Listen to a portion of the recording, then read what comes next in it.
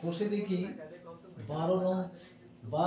1 নম্বর অঙ্কটা বলছে একটি গোলকের ব্যাসার্ধের দৈর্ঘ্য 10.5 সেন্টিমিটারের তার সমগ্র তলের ক্ষেত্রফল কত। তাহলে 1 নম্বর হচ্ছে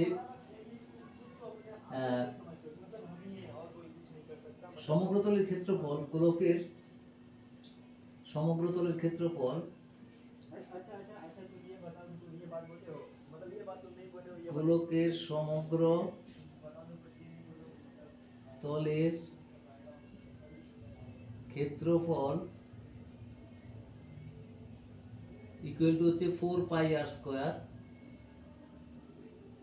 আর হচ্ছে ব্যাসার্ধ। তাহলে এখানে ক্ষেত্রফলটা হবে 4 ইন্টু 22/7 ইন্টু 10.5 স্কয়ার। তো এটা হবে 4 ইন্টু 22/7 ইন্টু 105/10 ইন্টু 105/10। তাহলে এখানে 7 15, আর এখানে যদি একটা 5 দিয়ে কাটা যায় 3, 2, আর এটা হবে 2। তাহলে এদের যদি গুণফলটা নির্ণয় করা যায়, দেখে 105 ইন্টু 3, 3 দুগুণে 6, আর 132 ইন্টু 105 গুণ করতে হবে আমাদের। গুণ করে নিচ্ছি, তাহলে 132 ইন্টু 105,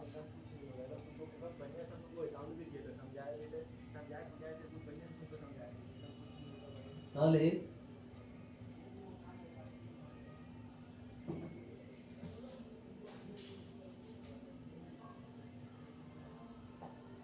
105/10। এখানে এটাকে 5 দিয়ে কাটা যায় 21, আর এটা 2, এই 2টা কাটা গেল। তাহলে আমাদের গুণ করতে হবে 22 ইন্টু 21 ইন্টু 3, 22 ইন্টু 63 গুণ করলেই হয়ে যাবে। 1300 গুণ করলে হচ্ছে 1386 বর্গ সেন্টিমিটার। এটা অ্যান্সার হয়ে গেল 1 নম্বর। এরপরে 2 নম্বর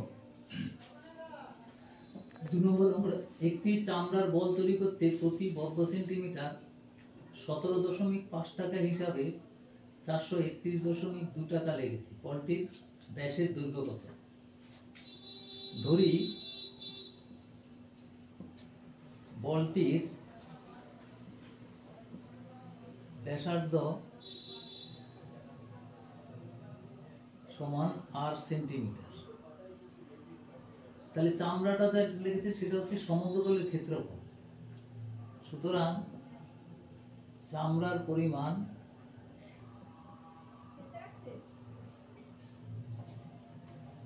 পরিমাণটাই হবে সমগ্র তলের ক্ষেত্রফল। সমগ্র তলের ক্ষেত্রফল তাহলে 4 পাই আর স্কয়ার বর্গ সেন্টিমিটার। আর তাহলে 17.5 টাকা হিসাবে খরচ 17.5 টাকা প্রতি বর্গ সেন্টিমিটারে। প্রতি বর্গ সেন্টিমিটারে খরচ, সেটা ইকুয়াল টু হবে যে 4 into pi into r square into 17.5 টাকা। তাহলে শর্তানুযায়ী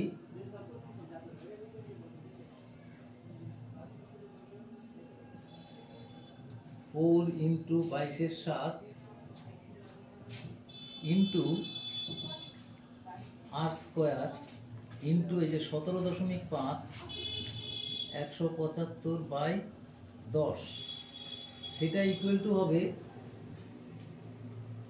খরচটা বলে দিয়েছে 431.2, 431.2। এইখান থেকে আমাদের আর স্কোয়ারটা নির্ণয় করতে হবে। তাহলে এখানে দেখো, তাহলে আর স্কোয়ার ইকুয়াল টু হচ্ছে, একবারে করে দেবো। আচ্ছা, এখানে একটু কেটে নিচ্ছি, এটা 2, 3 5 15, 5, আর এটা 2 দিয়ে কাটলে আমাদের 11। তাহলে আর স্কোয়ার 7, 5 7 35, 5, 5টা কেটে গেল। তাহলে আর স্কোয়ার ইকুয়াল টু হবে 412/10 ভাগ 4 গুণিত 11। তাহলে এখানে যদি আমরা 11 দিয়ে কাটি তাহলে কি দাঁড়াবে? 4 দিয়ে যদি কাটি, 4 10 40, 4 7 28, আর 8। ভাগটা ঠিক হয়েছে কিনা আরেকবার দেখা যাক। 4312/4, 4312 ভাগ যদি 4 করি আমরা, 1078। ঠিক আছে, এবার 11 দিয়ে যদি ভাগ দেয় সেটাও দেখে নেওয়া যাক।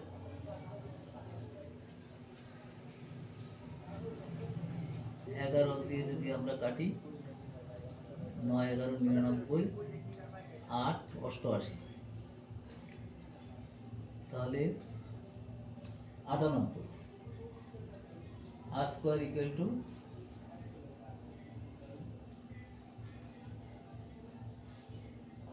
ইকুয়াল টু হচ্ছে 98/10। তাহলে আরেকবার দেখে নিচ্ছি, 4 11, এখানে একটা 5 আছে উপরে, 4312, এই 5টা কিন্তু ভাগ করা হয়নি। তাহলে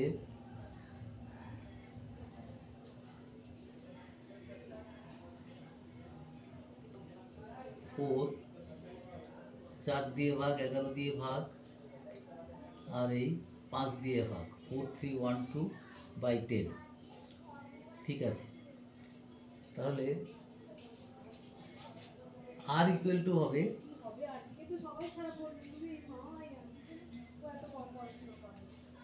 98।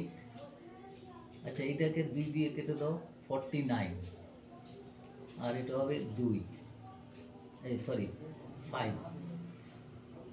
তাহলে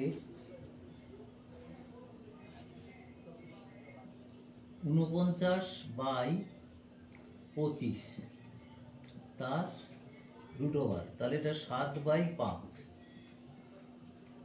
তাহলে আমাদের উত্তরটা বোধহয় ব্যাস দেওয়া হয়েছে। হ্যাঁ, ব্যাস। তাহলে সুতরাং ব্যাস ইকুয়াল টু হবে 2 দিয়ে গুণ 7/5 গুণিত 2, তার মানে হচ্ছে 14/5, 2.8 সেন্টিমিটার। এটা আরেকটা 2 নম্বরের অঙ্কে ব্যাস নির্ণয় করা হলো।